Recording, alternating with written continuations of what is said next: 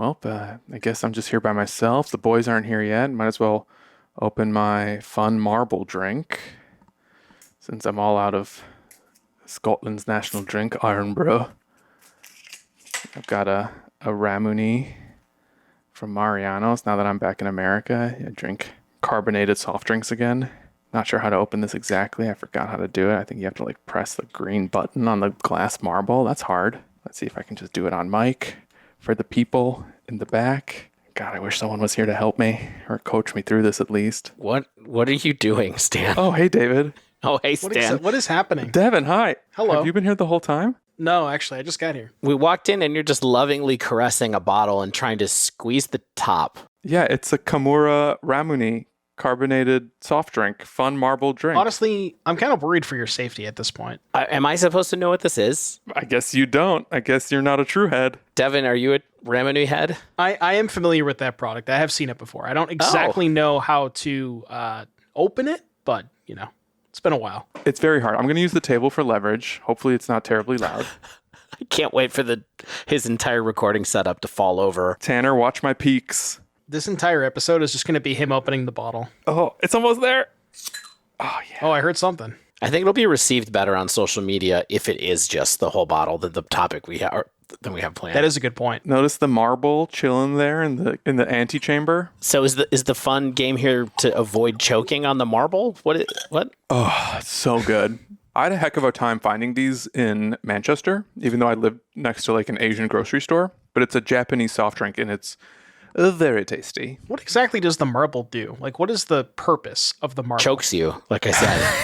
Yeah, it's Clearly. like holding your hand over the flame. You know how they say fear is the Mind killer? The mind killer? Yeah.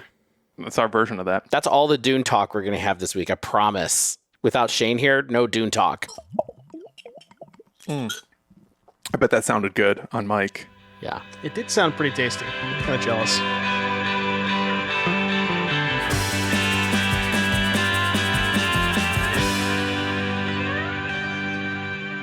Hello and welcome to episode 265 of The Dive Down, a Magic the Gathering podcast focused on the latest decks, trends, and strategies for the casual spike. My name is Stanislav here in Chicago, and with me on the line, all the way from somewhere in New England, it's Devon O'Donnell, aka Doomwake.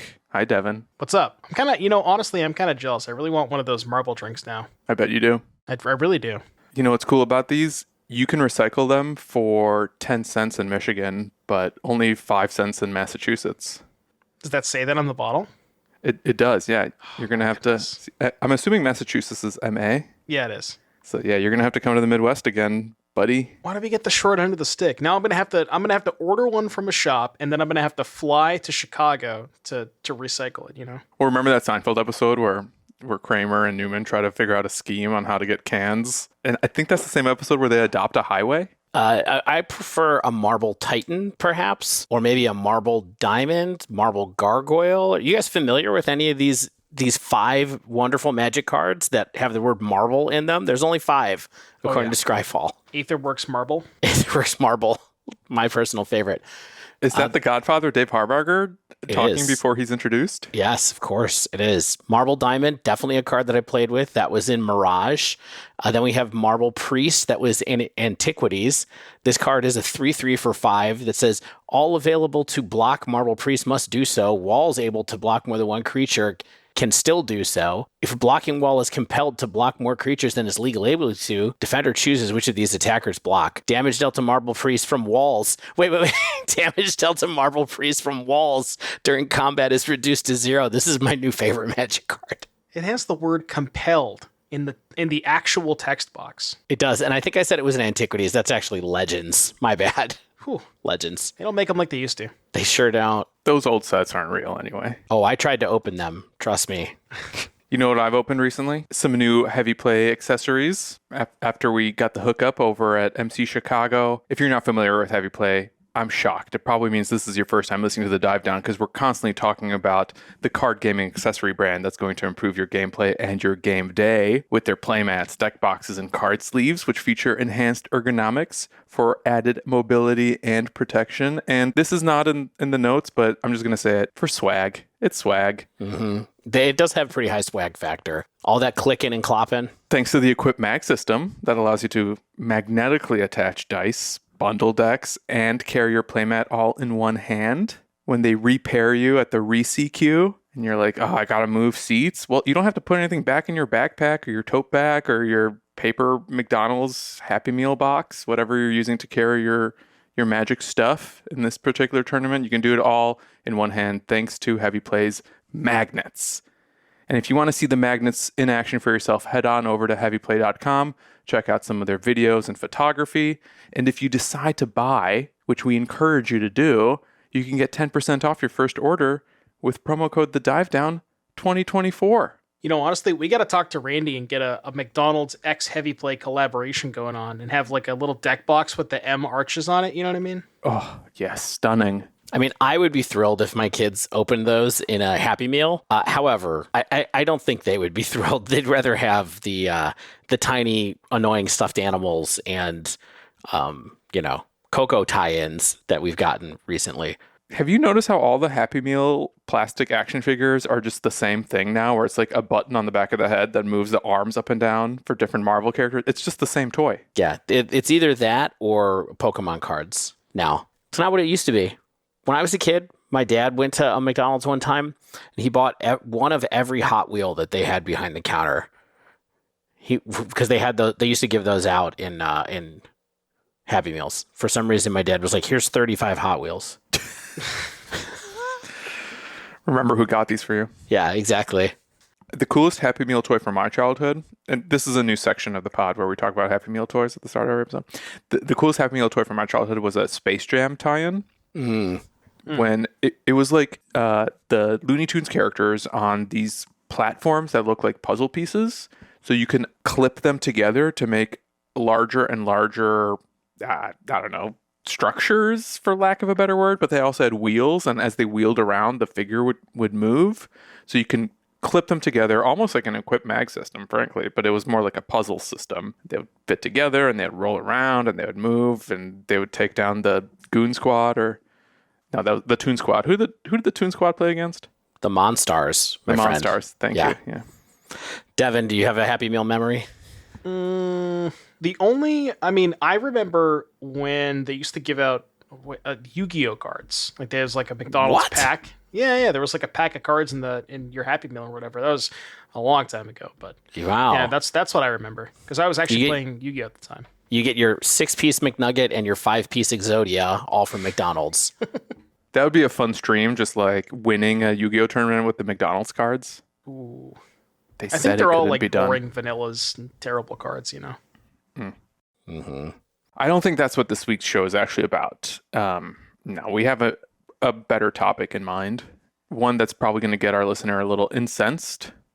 Our one listener will be incensed after we ask the question, why does everyone suddenly seem to hate Modern? What happened, y'all? I feel like I'm the target of this episode. I got to tell you, Devon. Am I or am I not? You are not the target of this episode. This came up just before we saw you tweet some things. Okay. But it was funny that you mentioned it or that Stan mentioned it, and then you made some tweets that we'll talk about. But yeah, you are not the target of this episode. Maybe you represent the collective target of this episode. I probably do, yes. There's that. Are we really targeting people? This is just a discussion. Because it does seem like in the last week, suddenly sentiment has very much on social media turned against Modern. And it's been growing, but it's all of a sudden felt like we hit some kind of, what do they call it? The Overton window perhaps moved on the discussion of Modern to sort of blithe tolerance to outright anger, let's say. Mm-hmm. Mm-hmm. Yeah, I wonder if it has something to do with the ban window coming up because people are expecting they have every 4 weeks that after the set comes out, they have the ban window, and because we're approaching that, which as of the time of recording is going to be next Monday. I wonder if that's why people are kind of talking about it a little bit more. Perhaps, but before we get into that lively discussion, can we housekeep for a minute? Absolutely. We got some new patrons I want to shout out. We got Ty, we got Rykor, we got Theories. Thank you for your support. I also want to thank an increased tier, someone by the name of Help, I'm Stuck in a Patreon Factory. I wish I knew what that meant even a little bit. I do not. Honestly, it's the sentiment that counts. Your name on Patreon can be almost anything, and we'll gladly take your money. That's absolutely true. And finally, we haven't had any reviews in a minute, but I did want to thank Brendan, William, JSN8891, John Dorsey, and Dr. Ali E for participating on Spotify. Thanks for getting in there. And I especially want to highlight William, who said, I'd like to hear more from Andy the Hungry Cat. Oh, okay. You Just stay with us for another hour Andy or so. And that's when Andy always shows up, about an hour into the show. Oh my God. So. Andy the Hungry Cat. He's been so annoying the last couple of days because we've had a warm patch here in Chicago. And I think he's getting a little randy because he will start howling. He'll have all of his needs met and he'll just be screaming, looking for a lover. Well, it's not all of his needs then, I suppose. Yeah, With your geriatric Most cat of his has some needs. other needs. All right. If you'd like to join us on Patreon to hear more from Andy the Hungry Cat, you can find us at patreon.com/thedivedown, where as little as $1 a week will get you access to our Discord, where you can hang out with us, talk to us, and say angry things to us about this episode. You can tell them also, that. well, they do it anyway, Devon. That's It's true. just a little bit of reinforcement. Thedivedown.com/store, where you can go and check out particular pieces of apparel if you want some dive down goods. Might I recommend the hats? The hats are great as we move into spring here. Manatraders.com. Manatraders.com is the best place to rent Magic cards for Magic Online. Our code is the divedown_OUF. Check the show notes for 10% off your first 2 months of rentals from manatraders.com. And that's it. That's all Those you are need to our know. people. Yeah. So, as Devin mentioned, and Blake confirmed on stream today, Monday, March 11th, is the window for possible post-set bans. It's been, 3 or 4 weeks since Murders at Karlov Manor released. This is our chance to make corrections to formats. There was no indication that something was coming or that they were acting on any formats, but we couldn't help but notice the correlation between a lot of conversation happening online about the current state of Modern, the format that started the dive down, as well as the fact that there's some powerful new things happening. People may or may not be upset about certain format forces. And we want to just kind of dig into what are people talking about? What are they really upset about? Do people have a right to be upset? I suppose they do. Do we agree with the things that people are upset about? Maybe, maybe not. And then maybe we'll wrap up this episode eventually with a chat about some of the decks we've also been playing and other things happening in our lives if time allows. I was going to say, if you don't want to hear about Modern, just skip to the Balatro section at the end of the show, because you know we're going to fit a little bit of Balatro time in at the end. So Yeah, now that Shane's gone, Shane's not here to stop us from talking about our poker roguelike. Definitely. Okay. So we had a ban in December. We did. We And loved it. People liked it. They loved one card of it. But I think at the time, people were kind of like, this, it's kind of like they opened their Christmas present and they were like, this is not the G.I. Joe I was asking for, but it's a different G.I. Joe. I got Destro instead of Cobra Commander kind of thing. And I think that the vibes have not improved ever since that. Is that fair to say?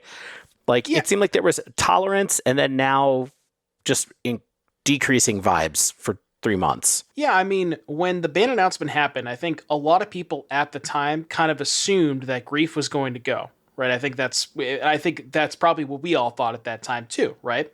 And because it didn't happen and they ended up deciding to ban Fury instead, sure, Scam did take a hit, but I mean, Living End has, I guess to a lesser extent Living End, but Living End, Cascade as a general deck has become kind of more of a problem over the past couple of months. Oh boy. Already. I'm so ready to throw my dukes up. Has it become more of a problem or has it just become more prevalent? It's very popular, yes. Is it problematic? Well, can that be both? It can be both, sure, but a popular deck doesn't necessarily have to be problematic either. Well, I guess what I'm saying is that maybe it was problematic the entire time in terms of the play patterns, but we never realized it because the percentages was down because Scam was so high and Beans was so high. You know what I mean? Yeah. Here's what I have to say. I mean, I think we all acknowledge, okay, it's been a choppy 3 months. I think that this past week, like we said, things have been going a little bit more. And we started looking around on Twitter, but Devon did a great thing and used his social media clout to like a magnet to draw a lot people of replies out. This is an incredible amount of replies. So Devon put up a tweet on yesterday, Monday, March 4th, actually, at night. So this is in 24 hours that we got. Devon got 172 replies to this tweet, trying to gauge some feedback for a project. Thanks for not spoiling the episode, by the way, Devon. Appreciate it. And if you are unhappy with the current modern format, what exactly do you not like about it? And we have a litany of answers, and I've picked out some of the highlights here.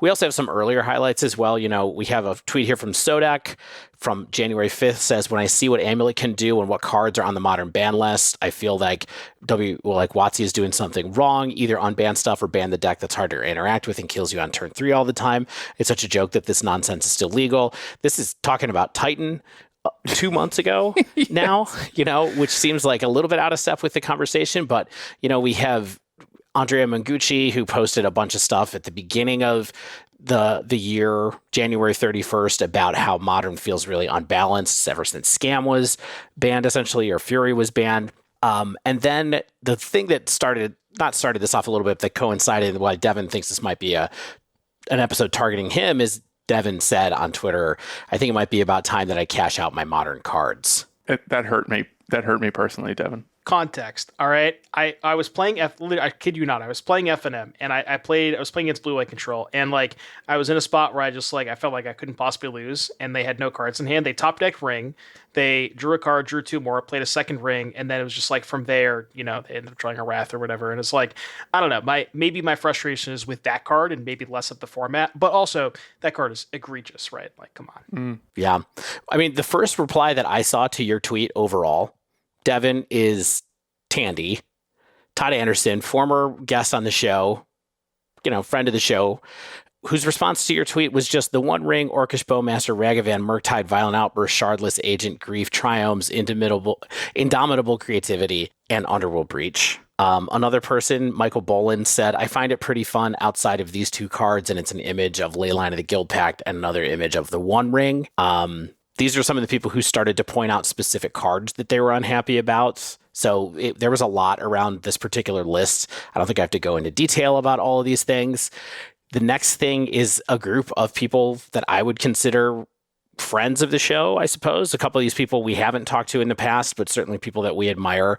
You know, Ryan Donkin, who's been on the show, said, not enough decks like Amulet exist. Kind of burned myself out on Modern by playing too much. Can't mitigate burnout because no other deck comes close in terms of fun and interesting play. I'd say that's sort of a positive reason to be sick of Modern in a way. Like Ryan's like, I just had too much. I'm going to take some time off. What do we think that means, by the way? Like, we could have asked Ryan, we just didn't have time, but decks like Amulet being linear combo decks?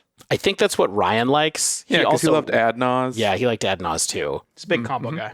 Yeah. Then you have Joey Pasco, who we've corresponded with on Twitter, but haven't really had on the show or anything like that. Said mana requirements are way too easy / free. Fetches and triumphs are a bridge too far, let alone payoffs like Leyline Binding. A lot of people had stuff to say about this particular idea. You know, Chris Giglio, who is someone who has brewed a lot of prowess, especially with Prowess Breach, said Violent Outburst is still legal, just going straight to the heart of Stan. Yeah, well, you know, Chris is someone who I used to take Cascade decks from. Like, he was a Rhino gamer for a really long time. So I thought he was on Team Violent Outburst. But yeah, and Dom Harvey as well said, I don't know what this means. Maybe this is some slang, some Canadian or British slang I'm unaware of, but he said, the spooky Tunberries from Violent Outburst haunt my dreams. I guess that's the bad guys on the picture. I think it's a Fallout thing. I googled Tonberry, and there's an image of Tonberry. It kind of looks like the little character on Violent Outburst. Little guy. It's from Final Fantasy. Okay. That's what it is. They're the characters from Final Fantasy that look like the characters on Violent Outburst. Got it. We got Yeoman5, who's a person whose decks we talk about all the time, said the format is condensed around such a narrow band of power outliers that it almost has similar frustrations of Vintage, where you can brew a lot and there's a ton under the surface, but if a top deck has its good draws, the games often just have one player.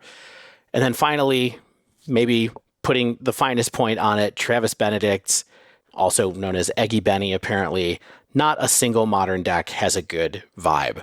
So, one thing that sticks out to me, while there's a lot of recurring feedback to Violent Outburst, you almost have as many answers as you have responses.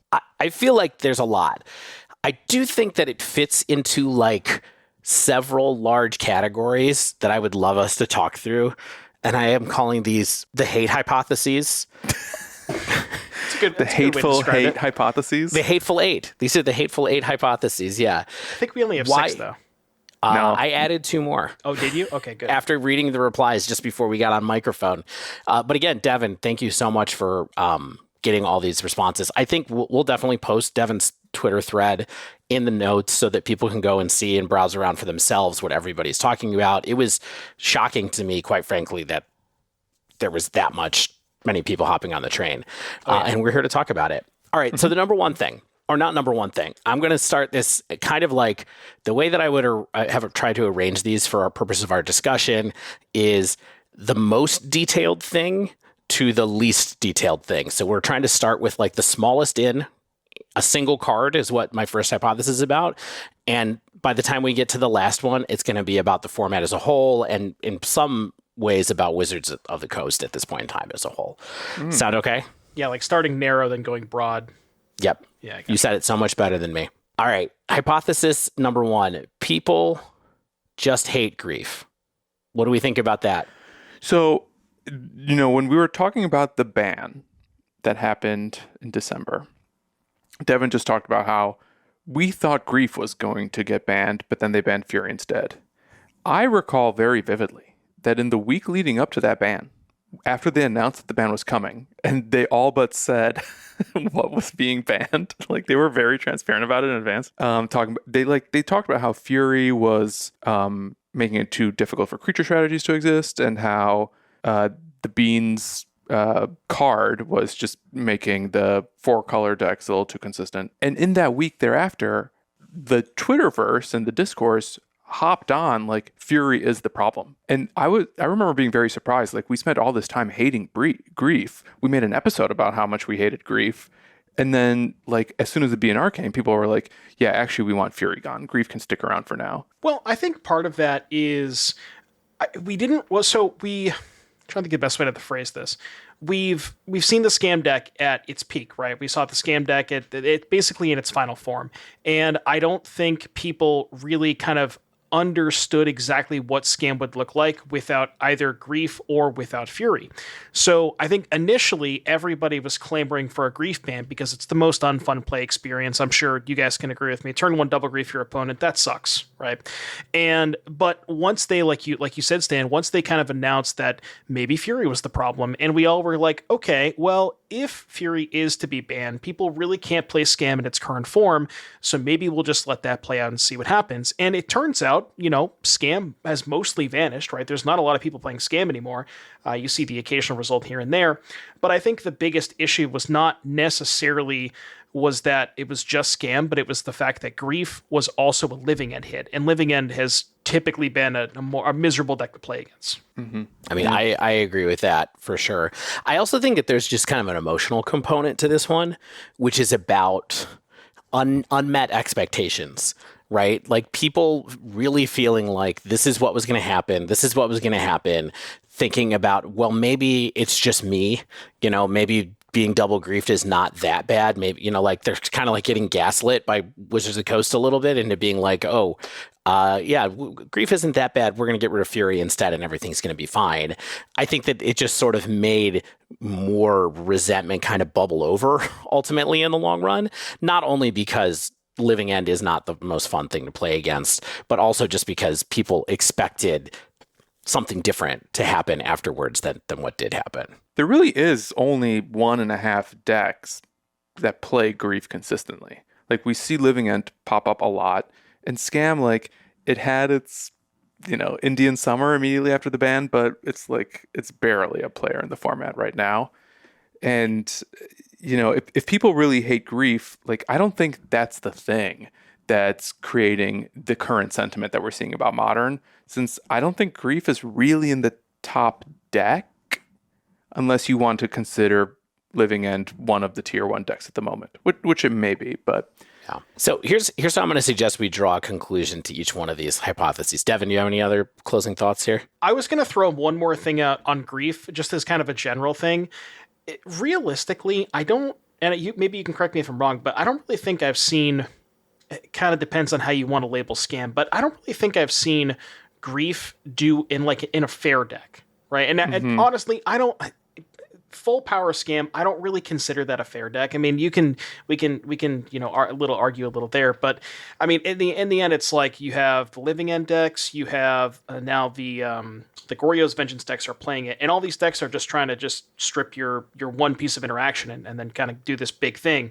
So, I mean, I think a lot of people's problems is that it's just the decks that it goes into. Yeah. I think that's totally possible. All right, so here's how I was wondering if we might close these, and I'm just going on the fly here, so let me know what you think. I think we should kind of put a pin on this by maybe saying, do we think this is the reason for current sentiment? Each one of us can say yes or no, and then we can say, should Wizards of the Coast do something about this, yes or no? Do we think Wizards of the Coast should do something about this, yes or no? And then we can just leave it at that. Sure. Does that sound okay? Yeah, I'm going to have a hard time answering that second question directly without asking follow-up questions to belabor the points a little bit more, but we'll do our best. Okay. So number one, do each of us think that this hate of grief is really the source of the current sentiment about Modern? I would say probably no. Stan? Agreed. Yeah, I kind of think that this is a true statement, but it is not what's happening right now necessarily. I feel like there's a different discourse happening at the moment. Yeah. So from that, I would say I don't think Wizards of the Coast has to do anything about grief right now, unless there's some kind of major rebalancing that happens. But I don't think it's an acute issue that has to be solved at the moment. Devon, what do you think? I mean, I guess maybe my caveat would be I'm not a huge fan of Living End existing in its current form, so maybe something else should be done to that deck, but that's maybe a topic for a different sort of hypothesis. The next one, in fact. Yeah. Stan? I just don't really think WOTC is willing to do anything about grief right now because it's not, even though it only appears in unfair decks, a really astute point, Devon, I just don't think it is popular enough. Unlike the Fury ban, Fury was in Rhinos, it was in the 4-color decks, it would occasionally pop up in Living in sideboards, Murktide sideboards, it was all over the place because it was a good value card. And I just have a hard time seeing them do something surgical to grief unless grief becomes the centerpiece of the least fun or most problematic thing in the format. Yeah. Like it was when Scam was the deck. All right, let's move on to number 2. I don't have many notes about number 2, but number 2 is people just hate Cascade. Yeah. And I think so many when did that people, happen? I think it's really happened since the ban, Well, okay, here's what I would say real quick. Number 1 is I've on here many times said that I hate Cascade as a mechanic. I've hated playing against Living End. This is not Bashful and Living End podcast, but Living End has existed for a lot longer than Rhinos has. So I have disliked playing against decks like Living End for as long as I can remember playing Modern. I mean, we're talking playing against Living End in 2011 kind of era, 2012, at the shop kind of stuff. I just have never thought it was a great mechanic. I don't like the way the rules interact. I think that people mostly thought it was a joke for a long time. And then not suddenly, but over the last 2 years since we kind of became this Rhino Boys podcast, since Stan has really gotten into the deck, Shane, Devon too, over that time period, it's become a real player, right? And it's a real serious deck we all know. And right now it is the best deck in the format. And people hate it. There was a time when people didn't even think Cascade decks were that good. Yeah. Before... was there? Yes. Oh my God, yes. I really think before Tidebinder was printed, Footfalls especially was in a really tough spot where we just didn't know how to build it right. Scam was eating our lunch. Lorien revealed help with that a little bit and we became more of a subtlety deck. But there was a time when a lot of the podcasts whom we respect, we're saying I just can't recommend Rhinos right now. It's not the move. Yeah. And I really think it was the Fury ban followed by the printing of Guild Pact that kind of totally swung things in the opposite direction. Yeah. I mean, I think it's been like I said, I think it's been a bit of a long time coming. Like, certainly since last summer, Fury has been on the upswing, right? If you think about the last 12 to 15 months, I think that, not Fury, Rhinos has been on an upswing over that time. When you first started picking up the deck, I feel like, which was about 2 years ago, maybe, in that range now, don't you think? No, I first played the deck within a month or two of MH2 being printed, because the deck kind of came out swinging out the gate when people saw that Chartless Agent was good.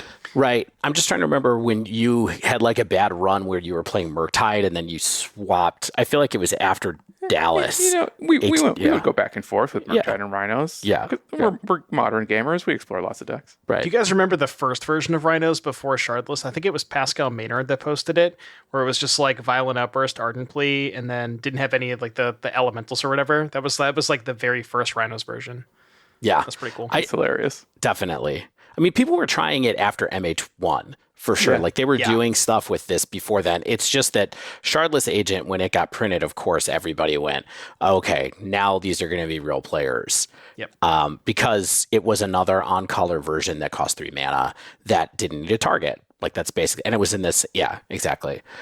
And, to that point, we've had Violent Outburst and Crashing Footfalls in the format for a really long time. And we talk about Violent Outburst being the problem because it's an instant speed and like you can hold up interaction and Outburst. I get that.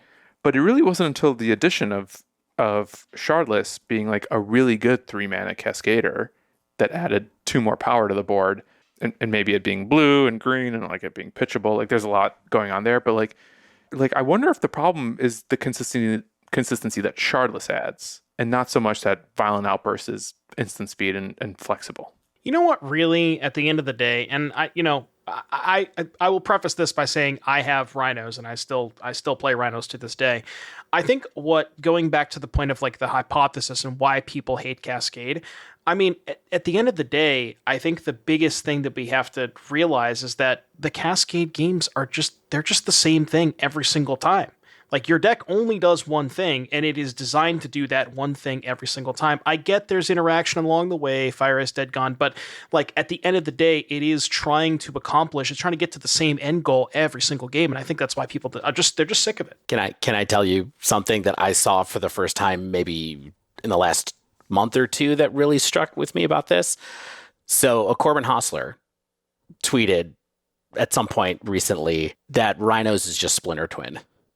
And I really think that is, but I, as a person who played Splinter Twin, to be honest, like, the game pattern that Devon just described is kind of similar to the way that it felt to play that game, but even though it's not an infinite combo. Okay. Now Stan the hackles are really up. This play pattern you're describing, that's copy pasta for every modern deck. Like, how is that actually different from Amulet Titan? Like, isn't Amulet Titan just trying to like build to the exact same condition every single game? Like, isn't Burn the same play pattern? I don't disagree with you, but like, do you kind of see why? Do you now? Maybe that's just more of a broader issue, where now this is why people are kind of sick of the format in a general sense, is because every deck just try to do the same thing every game. There's not a lot of like, that's modern, but that's modern. Does it have to be? I don't know that you can put modern back in the box. Like, that's what modern has been for as long as I've been playing the format. I'm just going to say again, I don't think it's quite the same as Amulet Titan for what it's worth, because Rhinos gets to play interaction and gets to do stuff that messes with Bog, baby. Pajukabog. Yeah, thank you, Pajukabog. But you know what I mean? Like, it's not I don't use those words lightly when I say that something is the same, but it's like a blue-red tempo deck with a combo finish. Like, that's what it is. And that control that it can exert over the game and exert over its own game to be consistent with the game plan every single match, I do think that is reminiscent of those vibes. I don't think that it's literally the same thing, to be clear. All right, imagine this for a second, right, Stan? So imagine you're playing a game, you're playing against your opponent, and your opponent gets to start the game with this, literally every single game. They just get to start the game with this 3-mana card that puts 8 power into play. That is essentially what's going on here. You know what I mean? Mm-hmm. Now, granted, everything in the middle and maybe things turn 4 or 5, maybe turn 6 after that, those are a little different, but turn 3 is the same every time. And it's just that repetition that, I get where you're coming from, but like, it's just the same stuff, Can I tell you though, at the same time that I say this, I also don't hate it. To be clear, like I hate Cascade. I don't super hate playing against it, personally speaking, but I get this thing that's going on around here right now. Yeah. So Devon, how about imagine this condition where you're playing against someone and every time on turn 3, they're always playing like a 7 drop or a Karn, a big Karn or a little Karn. And like they're only playing 3 lands and they're just constantly getting to like the same game state on turn 3 where they can just like play this really big, powerful threat that kind of goes bigger than everything. And then along the way, like if they need to interact with you, they can just like crack an O-Stone or like deploy a Warping Whale or stabilize with a Worm Coil engine. Like I still think like we're talking about Cascade decks, like they're doing something unique. And I think that the unique thing about them is the cards they get to play, but the play patterns being repetitive. Like to me, that is the draw of Modern, is you find a deck whose repetitive play patterns are the most fun for you. Now, devil's advocate here a little bit. Do you think that it's possible that the only so you mentioned that these other decks are trying to do the same thing every time, where like Tron, they're just setting up Tron, big spell, Amulet, same thing. Do you think that a lot of these decks, or trying to think of the best way to phrase this, maybe the entire, like, is the metagame warped around Cascade because Cascade is so good that every deck feels like it needs to have this incredibly powerful play pattern? Like, imagine a world where all of these decks don't have to play against turn 3 20 power with Living End, turn 3 10 power with a Force backup. If these decks don't have to play against that, maybe they can structure their deck in a different way, and maybe it's just a bigger issue of the format being warped around Cascade. Well, what is a deck like Yawgmoth, which is kind of like warped around their turn 4 Yawgmoth play, threatening an infinite combo? What are they doing differently to deal with Cascade decks? Well, they're losing. Sure, I guess, yeah, but like I don't see like the Yawgmoth decks, the Amulet Titan decks, the Murktide decks, the Zoo decks, like Omnath for that matter, like I don't see these decks pre-boarding hate. Like Omnath plays Teferi, which is good against Cascade decks, but it's playing Teferi whether or not Cascade is in the format. Like I don't see us in like a pre-board environment yet. And I mean, yeah, sure, like Cascade has a really powerful turn 3, but Modern is a turn 3 format, kind of by design.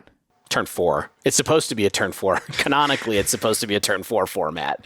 Yeah, but that kind of went out the window. A while ago. Yes. Yeah. Yes. So, hey, I'm going to draw this section to a close. Yeah, because it's getting Because it's definitely something that we all have a lot to say about. Yeah. But I think one thing that maybe we can all agree on is that as far as like the vibes go right now, it feels like everything is much more connected to this right now. I mean, we didn't even talk about Leyline and Scion. You know what I mean? Like, and I don't think, and I'm not going to bring those ones. Well, I'm going to kind of bring those ones up in a minute.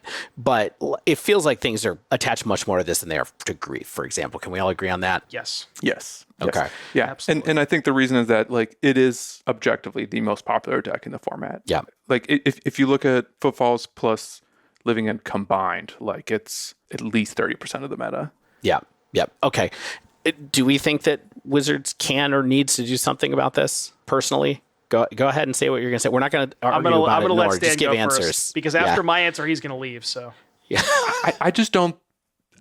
This is not my bias speaking. I just don't want anything to happen before MH3. Like I want to see that like MH3 isn't enough to shake up the format before I want to like artificially do something to it so close to our unofficial rotation. Okay. That's kind of my take. If it were, even if it were a scam, like. Yeah, that was going to be my exact answer. My answer would be if MH3 was not coming up, 100% ban Outburst. But with MH3 coming up, maybe let it happen and see. And honestly, I think I don't think anything's going to happen next week because we are so close to MH3. Yeah, I agree with that take as well. I think it's very good. All right, so number 3.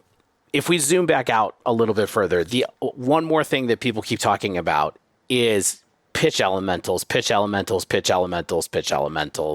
Force of Negation, Force of Vigor. I mean, these are still connected with the Cascade. Force of Despair. Force of Despair is big. Force of Virtue. Force of Virtue. Yeah, remember when Spike tried to make Force of Virtue good? Oh yeah, it was awesome. All right, here's the thing.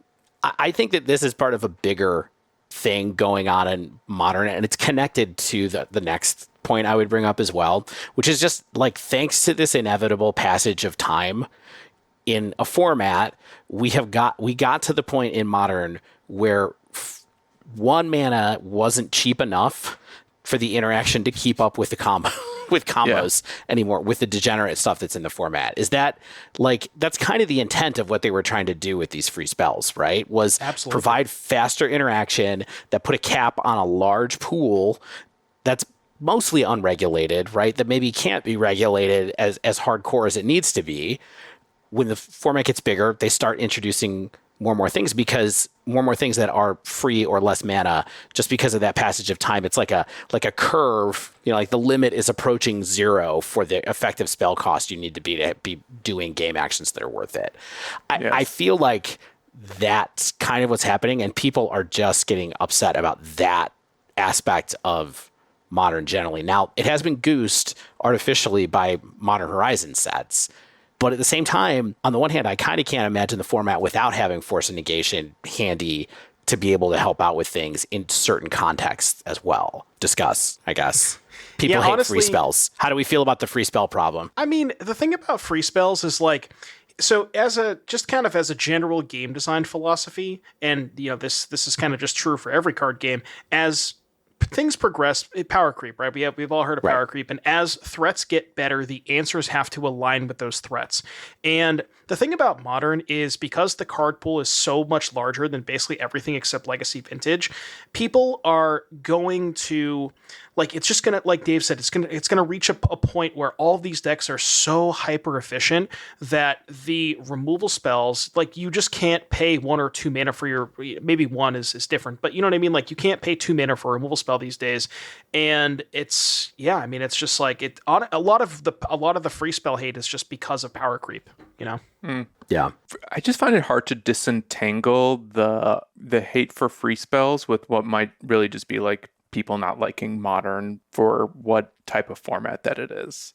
And I think that it was at the MC preview panel that Morrow, when he announced that more free spells were coming in MH3, I believe he said, like, explicitly, free spells are a part of Modern. And I think that if you don't like the patterns that they create, then I think that's your relationship with the format might be unsalvageable, and not necessarily that like Modern can actually be fixed, because they're not going back in the box. Yeah. However, there's a chance that they messed up designing the ones that we have, right? Fine, but they're not going to ban them all.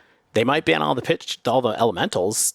It might happen. I'm not saying it would happen Monday or imminently, but it could happen over time.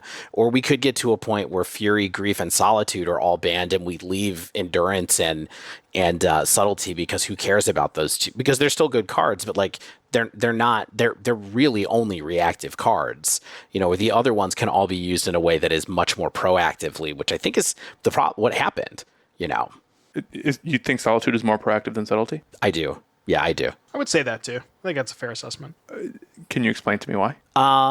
Because it can be a 2-for-1 if you play it in a Grief style ephemer, or not Grief style, in a Scam style ephemerate deck. It feels like more of a 2-for-1, because in the decks that most of the time it's in control decks, and in those decks it acts as a win condition in those blue-white control decks, more so than like Subtlety out of Rhinos, or you know what I mean? Mm-hmm. Yeah. Either way, I think that there's a chance, like you can hold those two ideas in your mind at the same time, right? Like we can go like, free spells have to be a part of Modern, and they have been. Like there's Phyrexian mana, and they're problematic. They are problematic, but at the same time they're inevitable because of the size of the card pool. But the other idea can also be true, which is that they made some that they injected into the format that actually are bad, and are bad for the format overall. I mean, that's subjective, but I'm saying it's possible that both those things could be true. Sure. Yeah. I want to be clear again. I'm not advocating for any of these ideas necessarily. I'm mostly trying to catalog. You're just asking the airing questions. people's grievances here. He just wants me to answer them. What I'm thinking is, so going back to this point of people hate free spells, I think maybe, and I saw a lot of the sentiment on that Twitter thread where a lot of people are they're almost comparing Modern to like what Legacy was 5-6 years ago. right?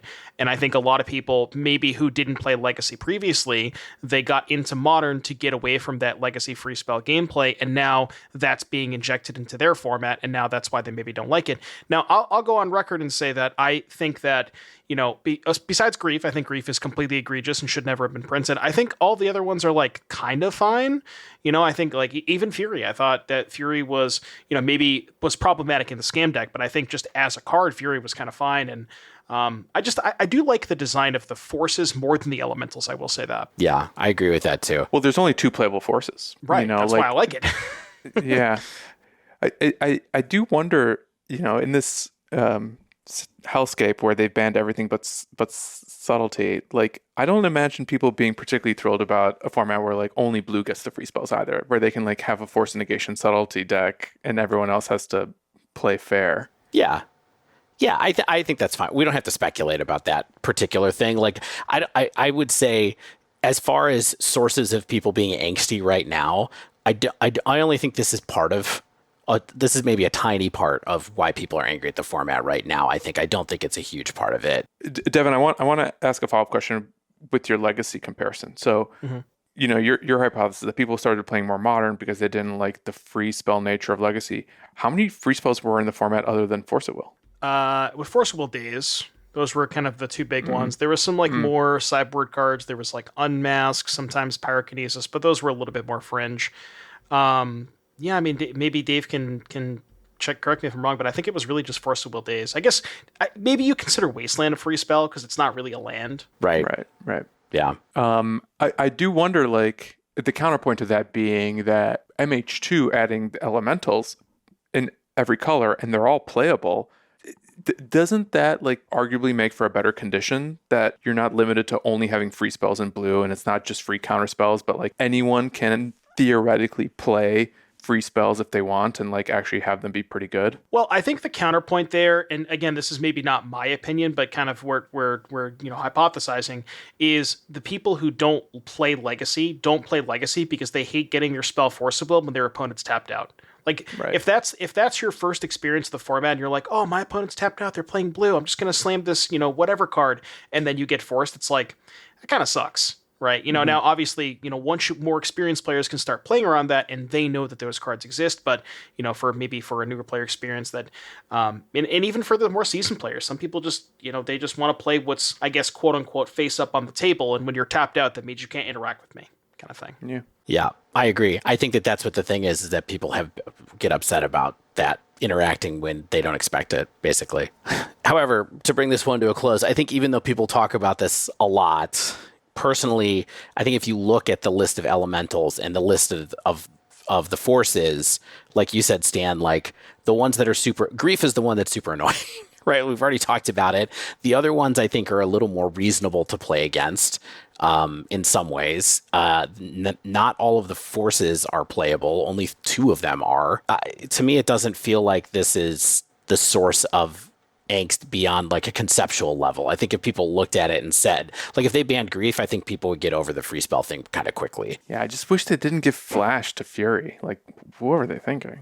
It is also entirely possible that people's complaints with the free spells also kind of go back and bleed into number 2, which is the Cascade problem, because the Cascade deck plays so many free spells. So if people are upset about Cascade, they're getting free spelled a lot more often against Rhinos than any other deck. Yeah, I agree. And I think people also think that cascading into Rhinos is a free spell. Like emotionally speaking, I think that they think that, and it's not. It's not. It's one card cast that puts 8 power into play. Yes, but it's not really a free spell. No, I don't buy that. You know what I would buy sooner than Rhinos is Splinter Twin? Maybe Rhinos is just Hogak. Maybe that's the problem right there. Hogak didn't play any interaction though. Yeah. Really? No, it was all in combo deck. Yeah. It did not need it. It did not need interaction. All right, Hogan can stay banned. You know what you're thinking of, Stan? You're thinking of Hollow One, which was like play 2 4/4s, make some interaction. That's not bad. Hollow One did do that. That's interesting. And here we are talking about banning cards until Hollow One is playable again. Yeah, exactly. Odin, we see you. I don't even know if Odin listens anymore, but that's what Odin's been waiting for. All right, hypothesis 4. Yes. Connected to free spells. People also hate 4 to 5 color mana bases and don't like it how easy it is for people to do that. it's not, in my opinion, I will start this off. I don't think people care about 4 to 5 mana base, color mana bases. I think they care about the payoffs being so crazy when you get domain. That's what I think. That's what I think people are mad about right now. Leyline Binding is super good for 1 mana.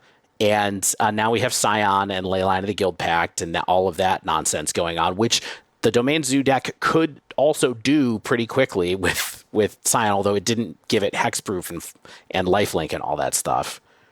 I don't know. Thoughts about this one? How much is this breaking it? My thoughts is, can we just not put hexproof on anything for the rest of time? That mechanic is so stupid. Like, it's just a toxic mechanic. Why does it exist? It exists because they thought Shroud was too confusing. And Ward wasn't good enough. Yeah, I mean, kind of what I was saying earlier of the answers getting so efficient. I think a lot of people's kind of gripe is, like you said, Dave, specifically with Leyline Binding, because that card is so efficient at answering basically everything. And, you know, it's not necessarily like fetches and shocks, and maybe we can have a conversation about triomes too, because triomes kind of reintroduced everything and made the main a lot easier. But I think it's most of this hypothesis is exactly with Leyline Binding in that card, mostly alone. You think if Leyline Binding didn't exist, the Guild Pact Scion would be less of an issue, or the triomes would be less of an issue? Slightly.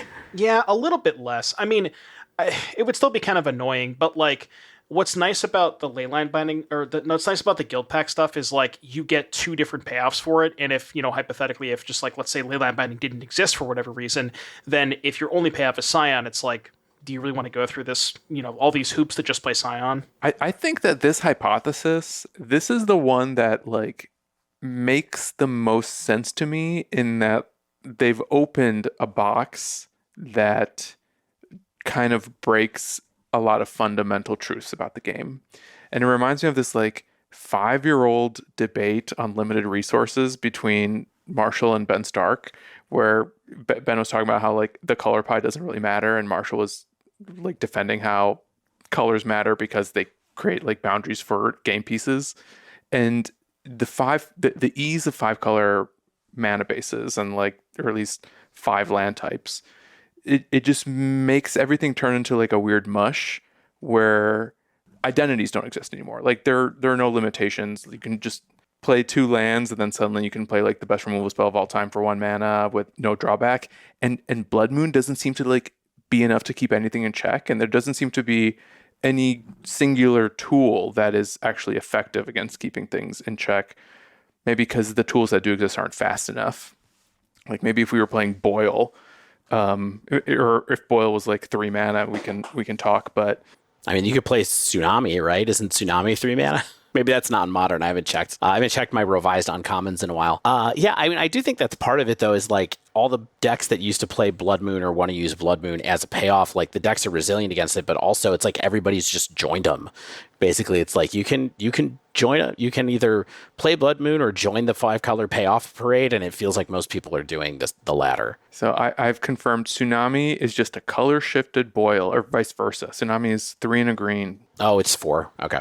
Yeah. Oh, well. Cool card. Bad memory. You know, I think maybe the 5-color mana would be more palatable if we could like Field of Ruin our way out of it, but maybe Wasteland is the answer. Maybe we need to add more free spells attached to our God, land. no way. Oh my God, stop. Come on, Wasteland Ren and 6. Like, No way. That Yeah, never no broke problem. anything. I was trying to find a response to the tweet that was like, but I can't find it now, but it was something along the lines of like, a lot of the, and I mean, I guess what Stan was saying, a lot of the, like, we have a lot of the threats, the threats aren't matching up with the answers, and maybe the land's having to do with that, because like, I don't know, Binding is just, that card's a lot. And I have seen a lot of people in the past kind of advocate for, you know, why did they print this card? And I don't necessarily share the same sentiment, but that card's really efficient. You know, you can splash it in anything too. And I think that's maybe, you know, again, I don't really have a problem with it, but I think that's where people's frustrations come from.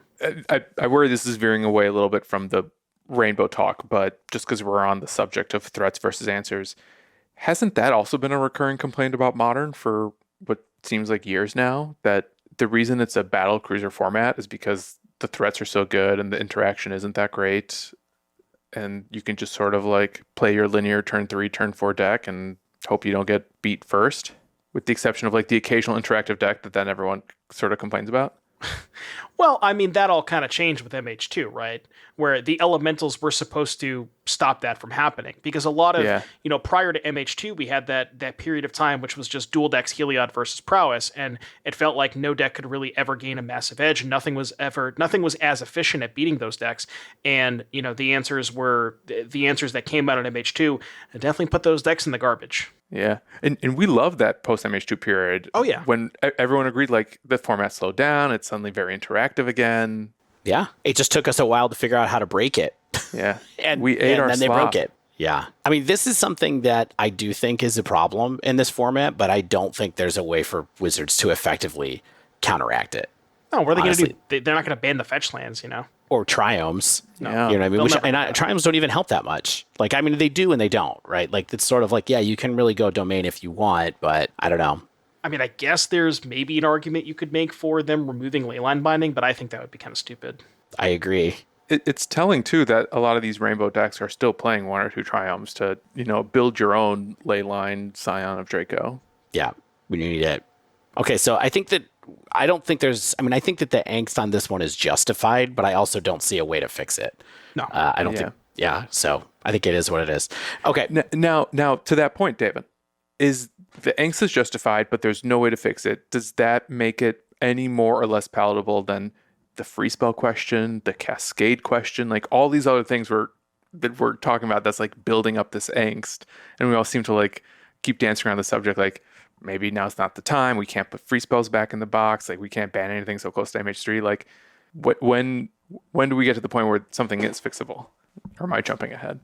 I don't have an answer for that. I have to be honest. Devon, I think, has submitted at least one answer.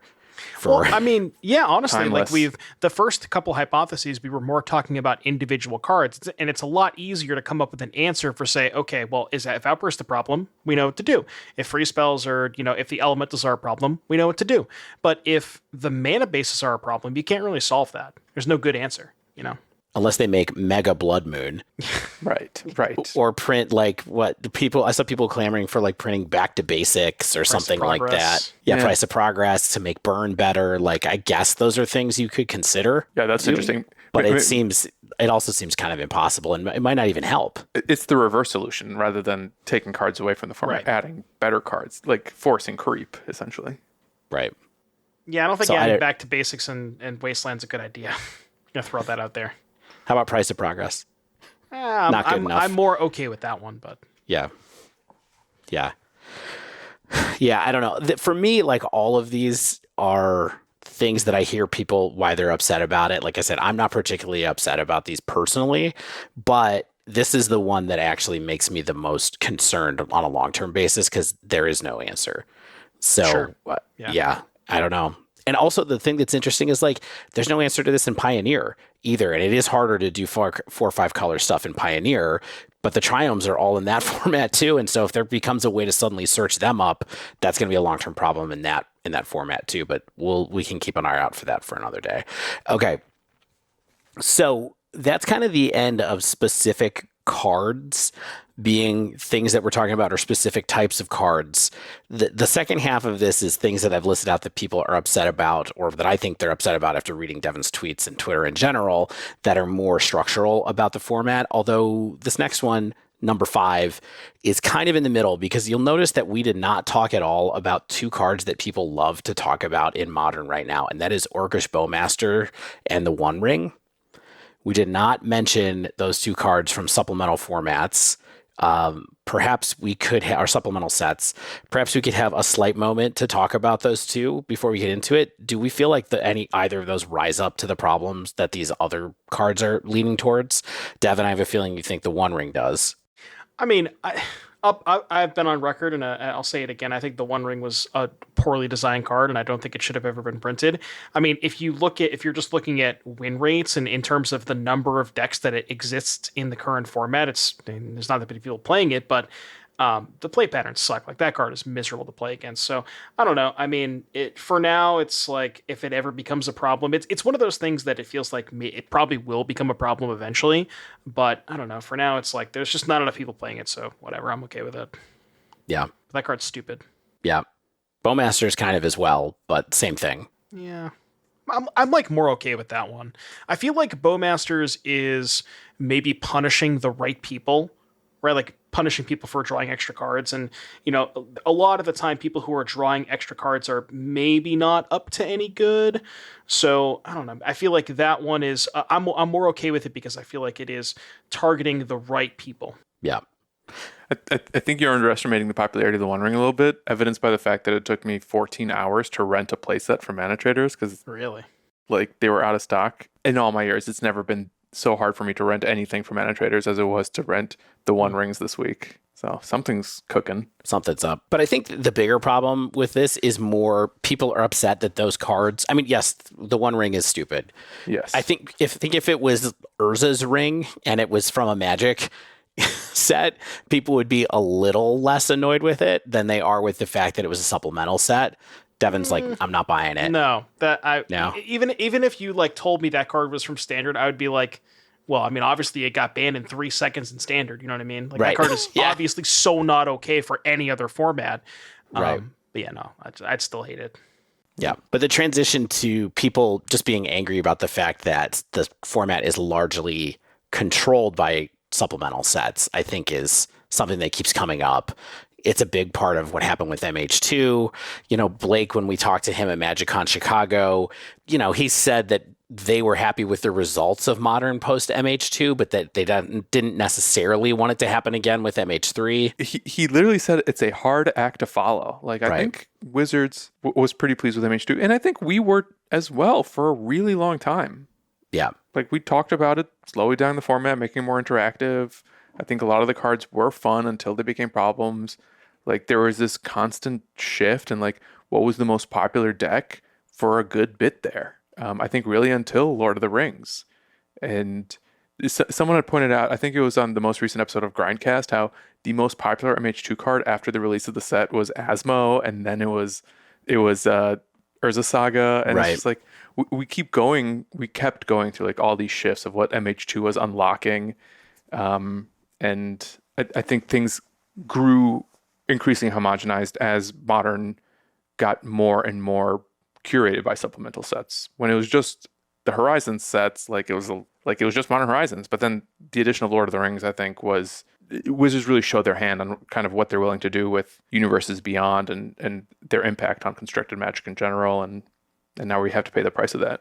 Yeah, I mean, I think a lot of it. So you mentioned that kind of introductory period when Modern Horizons 2 first came out, and I remember that like the back of my hand. It was the most fun that I've had in quite a long time. Where we were just like you said, that Asmo won the first the first challenge the week of MH3. That like blue-red Asmo deck, with that deck was super sick, and there was all these cool different decks that came out, and it feels like maybe this is not the best way to phrase it, but it kind of feels like it's run its course at this point, where we've kind of figured out what the best decks are. We've played with these cards enough. There's not really a ton of innovation. Like, I'm trying to remember the last time that a new deck came out, and it's, when I say new deck, I don't mean like slightly different take on an old archetype. I mean like a brand new archetype. And it feels like we've just gotten to the point where everybody, like Dave was saying, everybody's just bored. We've played with these decks enough, and I don't know. It's not what it was when the set first came out, for sure. Yeah, and that's my next hypothesis, by the way, so we can do 5 and 6 together, is that people are just bored. Like, I think there's angst about another supplemental set coming out, and so people are getting I feel like people are almost getting pre-angry about maybe having to spend Modern Horizons 2 levels of money on Modern Horizons 3, but at the same time, they're bored because nothing is changing as much because there hasn't been that kind of injection into the format in 3 years. And so, one thing that I wrote in the notes that I thought kind of summed it up well is and I think you guys have all said the same thing, is that I feel like Modern Horizons 2 was a great thing for my relationship with Magic, but in the long term, it maybe wasn't the best thing for Modern as a whole, because it had a timeline where we figured out what the format was, and now the format has been this way for a a year or so, basically, and we're bored of it. Everybody's upset about being bored and also angsty about what's coming. So I want to challenge this premise that we're not getting new decks. Like, Sure. how long have we really been talking about Domain Zoo as like an actual like format player and more than just kind of like a niche thing off to the sides? Like it was like tier 4, Three.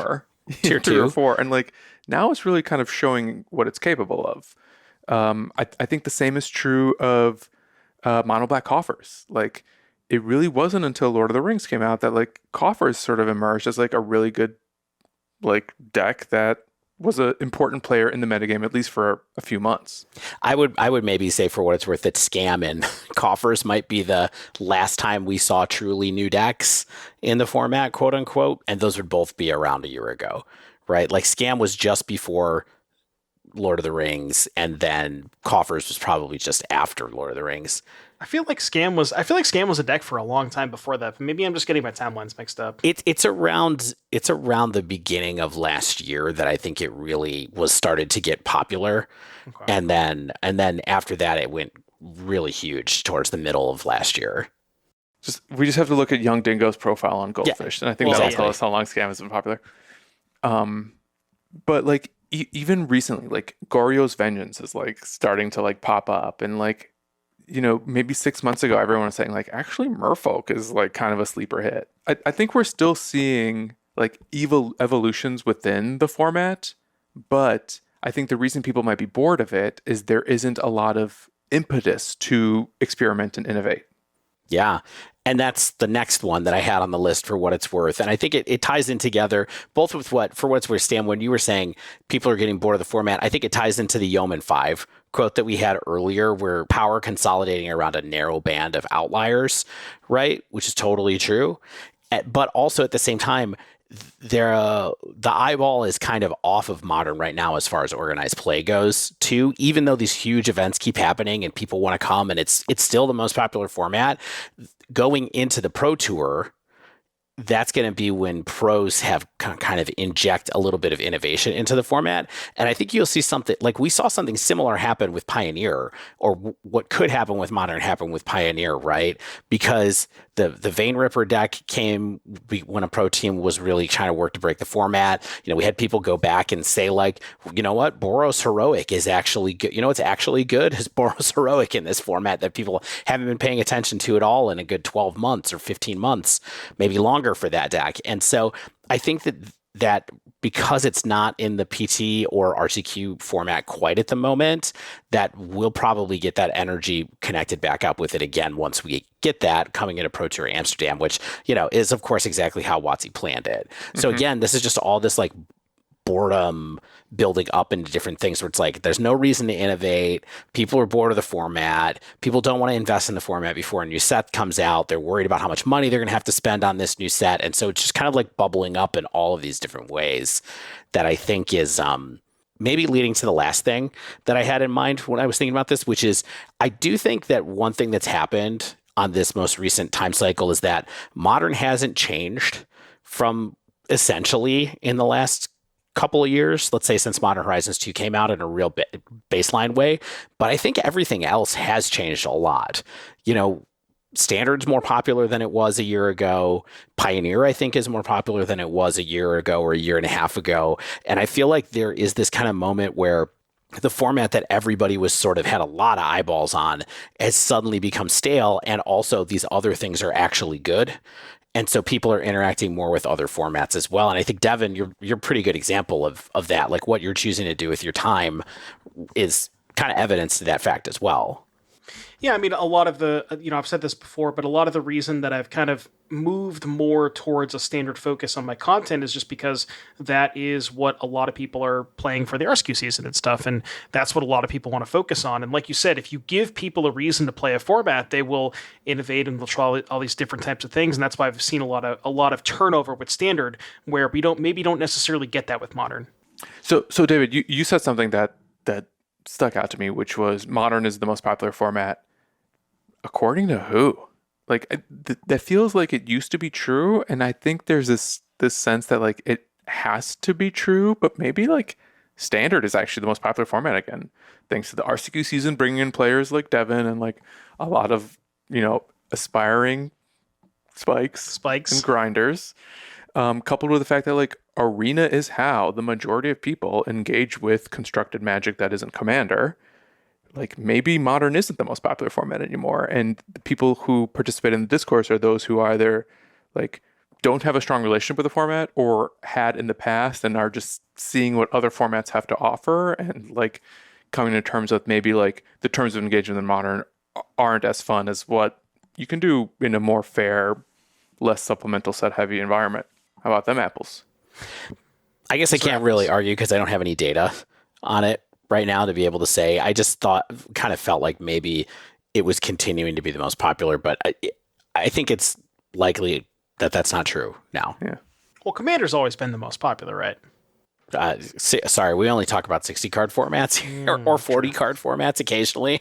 On Stan's note, I did see a couple of things on that thread where people who were kind of more familiar with the Standard format, like you said, Stan, they maybe have played Modern in the past, and their relationship was, maybe they played like around before the supplemental set started and all that stuff. And I think a lot of their sentiment rather was that they don't feel, the best way to put this, they don't necessarily feel like the games are as much of a blowout in Standard. It feels like you kind of have a chance at every single game. There's not as many of those like really haymaker cards like you see in Modern. And I think maybe like Battlecruiser Magic kind of thing. There's not a lot of that going in the other formats. And I think that's, part of at least the people who don't play Modern as much lately, that's their main kind of their main sentiment. Yeah. David, I loved your point about how like the timing of Pro Tour Amsterdam coinciding with MH3. It reminded me of this quote. I don't remember what it's from, but it's by someone. I believe her name is the Gaius Helen Mahiam, who said, "Our plans are measured in centuries."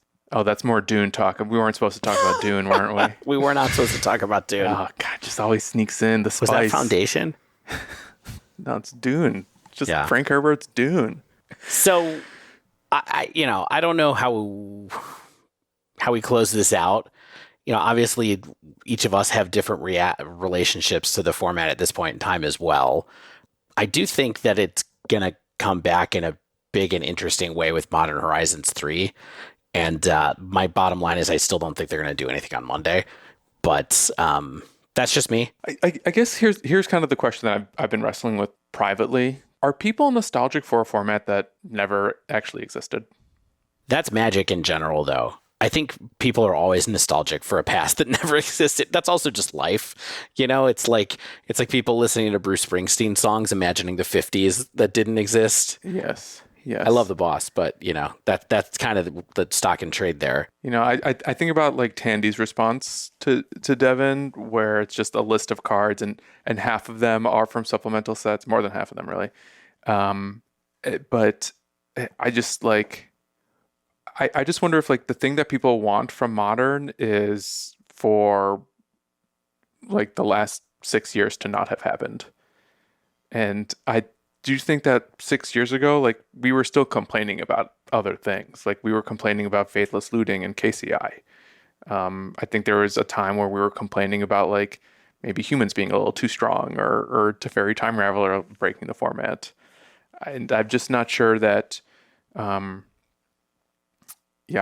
sometimes I'm not sure that like people want to be honest about the fact that like different formats provide different experiences for different types of players, and there's a reason that we, as co-hosts and Magic players, like there are certain Magic that we don't play, and I think it's also okay to dislike something, but I'm not sure that it's also realistic to expect like every format to change to very specific guidelines when they've like gone through so much evolution, especially as much evolution as Modern has. And like I think it's always okay to just kind of like put your cards down for a bit and explore other things. And the seasonality of the RCQ cycle, I think, is a really great way to do that. And maybe it's okay if Modern's just not for you anymore. Or for now. Doesn't have to be anymore. Yeah. Maybe it's okay if Modern's not for you for now. Okay. You're looking we'll stop me. there. Anything else anybody wants to say before we go on? I don't know. I mean, so I want to go back to the kind of just real quick before in closing, there was the point there. A couple of people made this point on the thread where, and this has kind of been a sentiment that people have shared over the past, it's not just now, it's been over the past year or so. And it seems like a lot of people have this kind of feeling that Modern is becoming what Legacy was years ago. Pioneer is becoming what Modern was years ago. Standard is becoming what Pioneer was years ago. Things like that. And your point to maybe the format's not for you anymore. But what about the people who enjoyed playing Modern 4 or 5 years ago? It's like where are those people supposed to go? Yeah. And I think that's a lot of what, as far as, the overall sentiment and the hatred towards Modern, it's like, it feels like those people don't have an avenue. You know what I mean? But that's not Modern's fault. That's the fact that Wizards is a company that's going to put out a new set every 3 months. And sometimes they're going to sneak another set in there.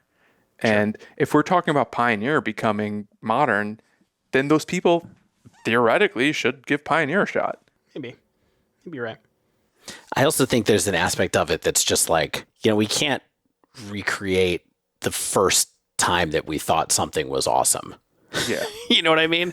Like it's like when you step on the bus, you never, it's like that whole thing that you never cross the same river twice, right? Like you went through the river and it was great, but it's a different river the next time you go through it. And like, there's some of that aspect of it. It's like, we can't, like, Modern will never be what it was back then. The first time you won an FNM. Yeah, sure. Or whatever. The first time that I put a Crashing Footfalls in the stack. Yeah. And I hope that it changes and becomes something that people still engage with and are still excited by and still find fun. And I have faith that it will. And when I play Modern, for the show, or like 2 weeks ago when we were in Chicago, or when we were in Chicago, when I was at the MagicCon in my hometown, I had a lot of fun just hanging out with the patrons and like playing in that like 8-person tournament that we had just for fun. It doesn't have to always be like we're grinding queues to like validate our position, our relationship with Magic. It's okay to just have fun and play the decks that you want to and go to FNM and enjoy it. And I know that's a frustrating answer, but sometimes it's true. And sometimes you want to be the person who's RCQing and doing that stuff. And, I just hope that it will this format will be reinvigorated in a similar timeline to the other formats who have become a little bit invigorated as well. And I'm sure it will be Pioneer's turn to be hated on again soon, and people will love Modern soon in a geological sense. All the tweets that we're seeing about Violent Outburst, just replace that with Sorin and Vein Ripper, 6 months down the road. I'm telling you, it's everybody has a turn, Yeah. I mean, how long do we have to really wait before WOTC introduces a new format anyway? Like what, 3 years max? I was thinking about this, and maybe this is just like kind of a derailment here, but if you think about it, like when Modern was first introduced, it was 2000 and 2011, right? Something like That's that. Right. And Yeah. It was only 7 years of sets at that time. Now, since then, we've had an additional 13 years worth of sets. The set has grown an additional 2x. Like to that point, it's like, when's the Frontier or whatever they want to call the next format? Like we're going to get it at some point. And maybe that's what the people who are not necessarily interested in Modern, maybe like, do you think they'll ever give us a format that's like, do you think they'll ever make a format that's like, I don't know, Modern without supplemental products or something like that? I mean, I don't know if that's the case, or even just like a different timeline. You know what I mean? No, I don't think there'll be another format that's that far back unless players make it happen. Yeah. You know what I mean? Unless there's like a new, legacy without the reserve list cards, as someone mentioned on Twitter or in the Discord, right? Where it's like, just ban everything that's on the reserve list, play legacy, and that's what it is. Like, I'm not advocating for this, but if you think about, okay, Modern was introduced in 2011, Pioneers introduced in 2019, we're probably looking at 2027, 2028 for another format to be introduced, basically with the cards between RTR and whatever. So Modern 2. I'll answer your question with a question, Devon. When will they finally introduce a format where you can just play your old standard decks forever? Isn't that Pioneer? Never happened. It'll never happen. Never happen. It can't happen. You can never cross the same standard twice. That's right. Oh, I see. It was a loaded question. Gotcha. All right. Should we talk about Balatro? It's been an hour and a half. We can talk about Balatro. Devon and I Talk did about play whatever you want. some decks, but maybe we should. I guess we have to talk about Balatro because the three of us are grinding. Oh yeah. All right. Let's take a break. We'll be right back. We'll do 15 minutes on Balatro and get out of here.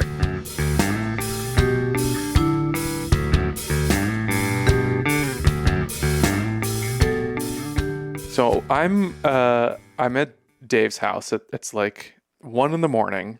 Dave, Shane, and I have just cracked open a box of murders after we had pooled our prize wall ticks, and we're just like cracking packs.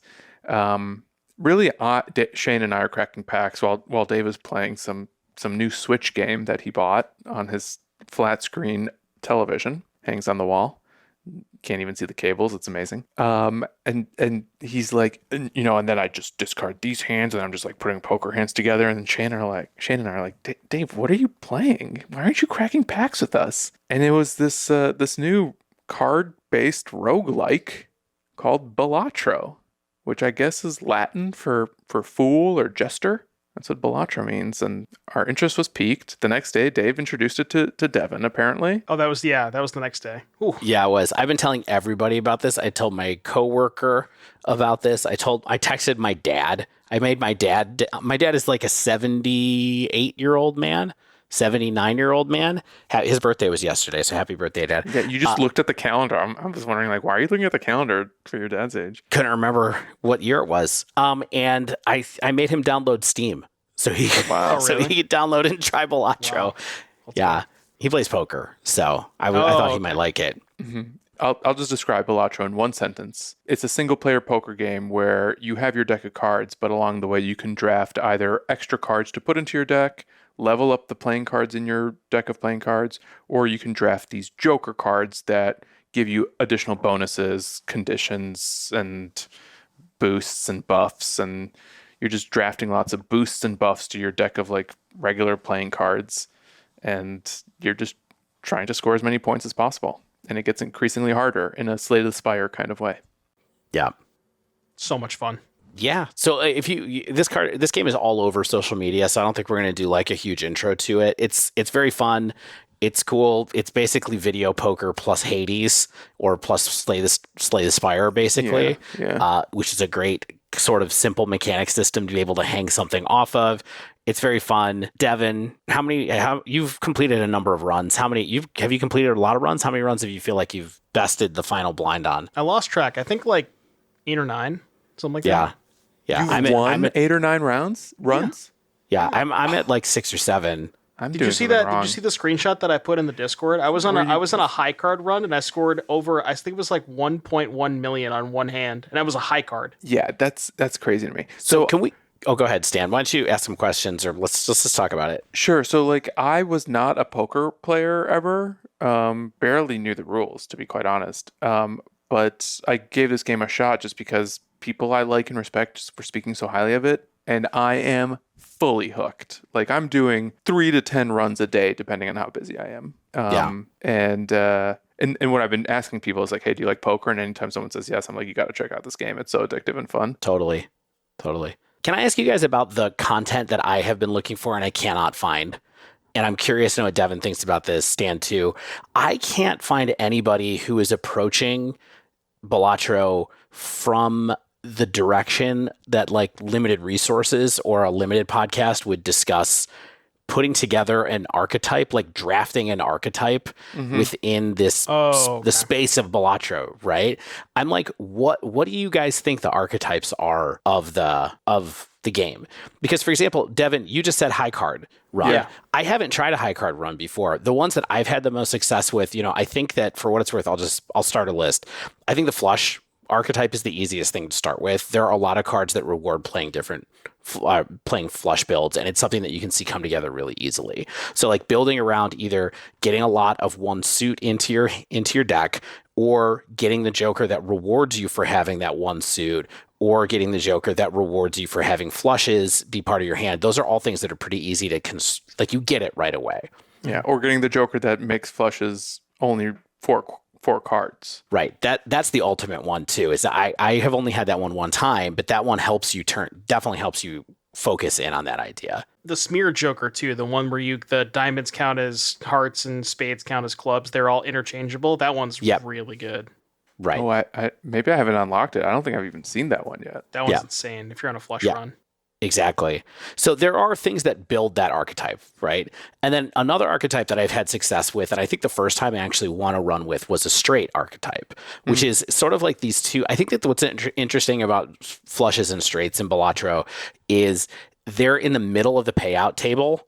So they're hands that have a reasonable payoff for when you hit them without being enabled too much, but also they're not as statistically hard to hit as full houses are, four of a kinds are, straight flushes are, and things like that are above it on like the probabilities table. So I think that there's a lot of like gravity around those two hands being like the pillars of the game in some way, or like the level one archetypes of the game. And when I did a straight run, for example, what I had was I had a card that lets you be able to skip numbers in the straights, and that card is like totally broken in straights. Where it's like you can play a straight 3, 5, that's 2, 7, 4, 8, 9 or something. Yeah. And you can also go 2, 3, 5, 7, 2, 3, 5, 7. You can go 2, 3, 5, 7, 9, and that's a straight. Yep. And it's like these so cards sick. are random. It's like, but that's a straight in that particular one. So that really enables it too. But what about other ones? So the high card run that I was on, one thing, and I read a little bit into this, and I saw a post on Reddit because somebody was talking about it. The most important thing about the high card runs, so there's a couple of layers to this. So the most important thing is the stone cards, which normally you don't want because you just kind of put this random blank piece of card in your deck, but it's equivalent to 50 chips. And the important part about the stone cards is if, like, let's say you just have a deck that's half stone cards and then a bunch of whatevers. If you play a hand of 5 cards that's ace and 4 stone cards, it's a high card, but all 5 cards pay out. So that means you get all of the chips from the high card and then whatever bonuses your ace have. So that's important to get, like, adding stone cards. You can, I think there's a tarot card called Death, which just makes a copy of another card that you just want to load up on stone cards. And then you want to have a good chip, like a good chip joker, which means like just, plus 100 or 200 chips on each hand or whatever. And then a bunch of multipliers, just like the highest amount of multipliers that you can possibly get, because you're not going to score a lot from the hand itself unless you can level up. Like, obviously leveling up the high cards is good, but you need a lot of assistance from the stone cards, the chip jokers, and then the multiplier jokers. Those are kind of like the 3 most important parts of the high card run. Yeah, and every run I found is real. You really need a couple of multiplier jokers that pay off whatever run you're on to be able to get to the highest levels, because otherwise you're just not gonna be able to do it consistently enough. So the multipliers are the key to really unlocking pretty much everything. But that's super interesting to think about. High card plus a lot of stone cards and getting rid of whatever from your deck and just trying to have it be like aces and stone cards basically is pretty cool. Yeah, that run that I was talking about, with like the one where I had the million on the hand, I think I had I want to say my deck was like 60 cards and I had 15 stone cards. So it was a fourth of my deck was stone cards. Yeah. So that's amazing. The other type of run that I've had pretty good success with is like a 3 of a kind / full house run.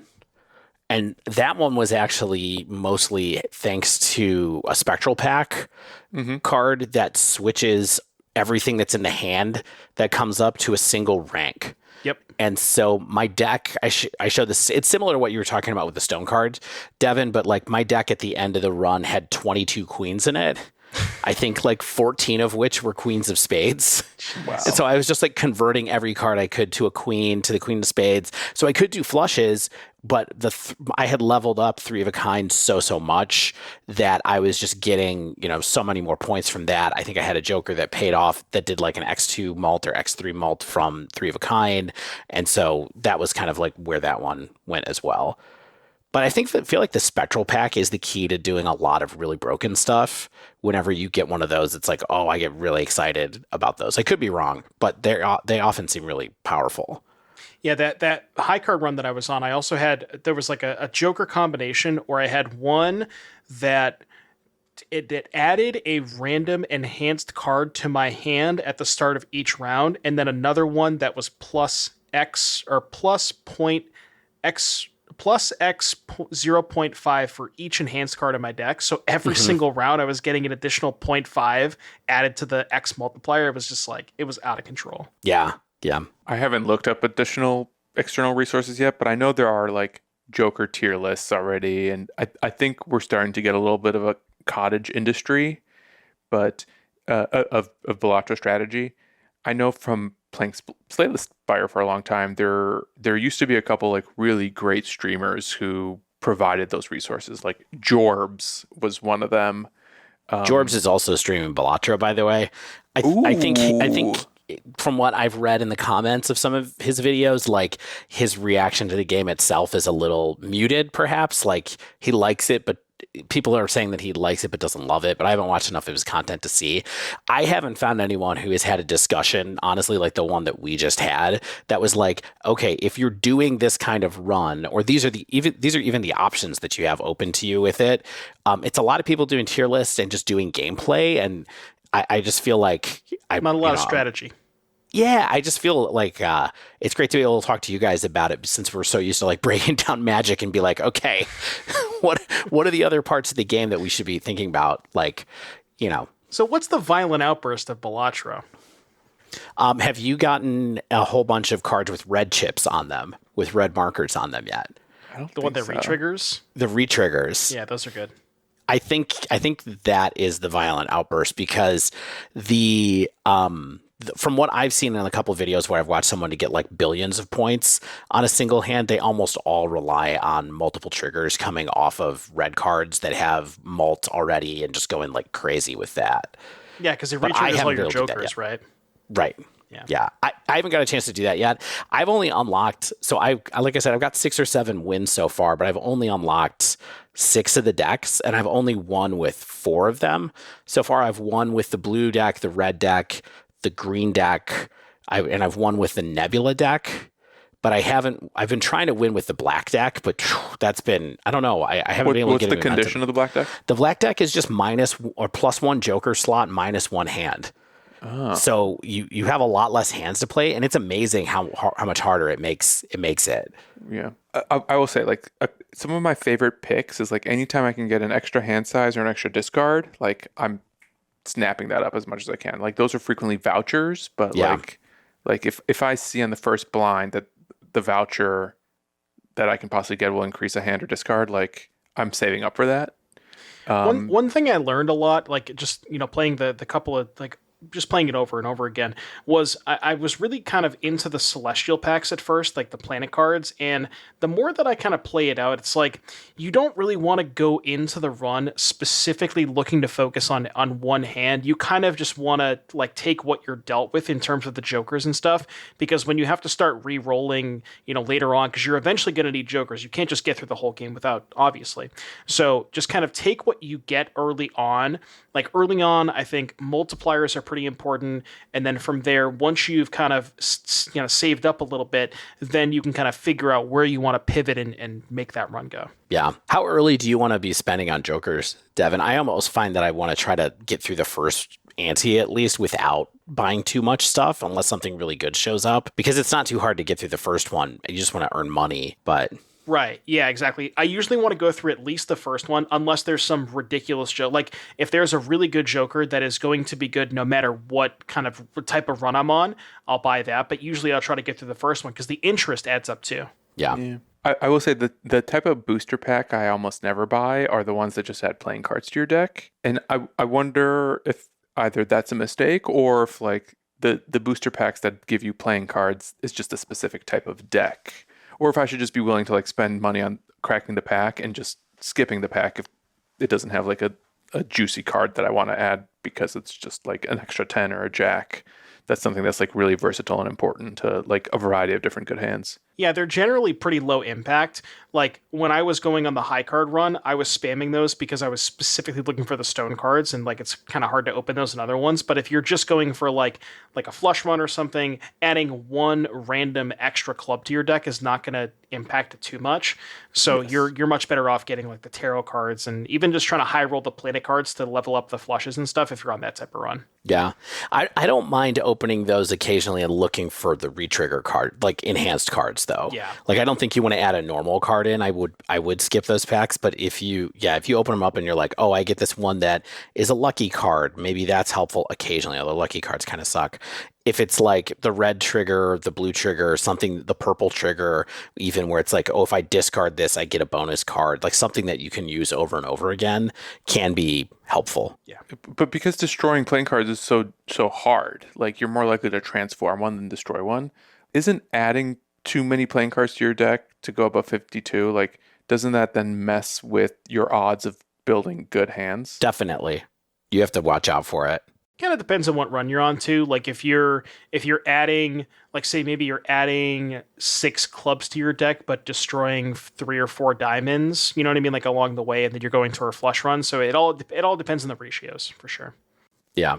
And then can I get your gut check on what I just kind of like dropped, where it's like, and this is me coming from like basically zero background in poker, like what I found is that I don't feel like what I actually want is a deck with as many aces as possible. It's like I want more jacks and tens because those like put together like more flushes and more straights and getting you closer to a straight flush. I think it really depends, because the thing that's kind of annoying about the game is that a straight flush does not count as a flush or straight. It counts as a straight flush. Yeah, so, that's super annoying. Which is like, it's not great, right? So you often don't really want the straight flush. You want to have a straight or flush. That's the highest earning hand.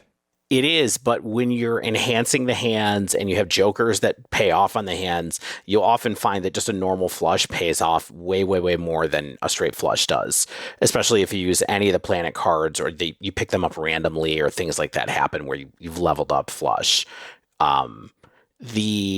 Here's the thing I would say is that I think it's fine to have a deck that's full of aces if you're trying to play a 3 of a kind run, or you're trying to play a 3 of a kind full house run. Like if you can make your deck have 20 of a rank in it, like I did with the queens, then you're playing a different game. Honestly, I did that another time where I had like 20 10s in my deck and I was playing 5 of a kinds and stuff like that. Like that gets you somewhere too. Yeah, it's all relative. Is 5 of a kind a hand that triggers? Yes, it does trigger. 5 of a kind triggers. Oh, even though it's not on the list. Yeah, but it does. So does flush Royal House.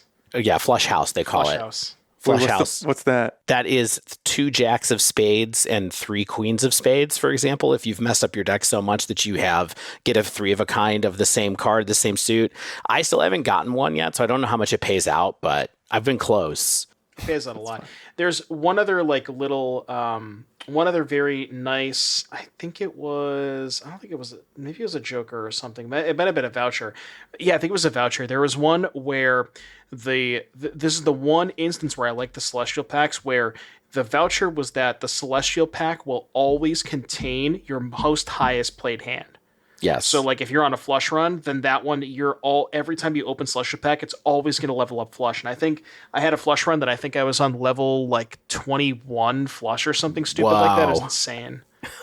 I've only gotten up to like level 10 on a hand. That's the telescope voucher, by the way, I think it's called. That one's really good. The Nebula deck actually starts with you start with a telescope on that one. Does it? Okay. Yeah, so you just have that when you play that run. Nice. All right, well, that's Balatro. Maybe we'll spend some more time later talking about it as we get into it more. But Shane's not here, so we get to goof off a little bit. The amount of time that I spent playing Modern previously will now be ported into me playing Balatro. So. Oh no. Well, Jorbs had better look out then. You're coming after his followers. And just like that, we've wrapped up another episode of The Dive Down. If you haven't yet, make sure you subscribe to our podcast so you get the latest episodes as soon as they come out. And if you use Apple Podcasts, please leave us a rating and review. If you'd like to submit a question to the podcast or just reach out in general, you can tweet us at thedivedown, all one word, or email thedivedown@gmail.com. You can also find Devon on Twitter, YouTube, on the internet, under Doomwake. The O's are zeros. They are. No one ever told me that. I just thought they were Surprise. long, tall O's. Like a different font. Not quite. If you'd like to support our show, you can join our Patreon at patreon.com/thedivedown or check out our store at thedivedown.com/store and head over to heavyplay.com to get some incredible deck and dice boxes and playmats featuring the EquipMag system. It's magnets, people. They rule. Positrons, electrons, neutrons. It's all in there somewhere. Use promo code TheDiveDown2024 for 10% off your first order. And shout out to manatraders.com, of course, for sponsoring The Dive Down. If you sign up for Mana Traders using promo code TheDiveDown_OUF, that's all one word, The Dive Down OOF, gets you 10% off your first 2 months of renting Magic Online cards. As always, special thanks to the bands Nowhere and Spaceblood for letting us use their music. And until next week, get out there and love that Joker!